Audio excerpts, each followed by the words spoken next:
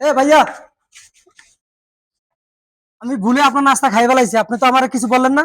जिंदगी एक प्यास बनकर रह गई, प्यार के किस्से अधूरे रह गए, प्यार के किस्से अधूरे रह गए, हम वफा करके भी तन्हा रह गए।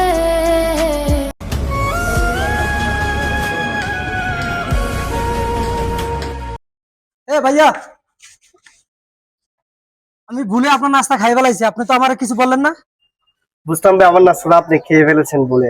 এটা আপনার নাস্তা তো হতে পারতো, আমি যে খেয়েছি আপনি কিছু বললেন না ভাইয়া। আমি এটা মন থেকে মানি, কাউকে খাওয়াইলে কখনো রিজিক পাবে না।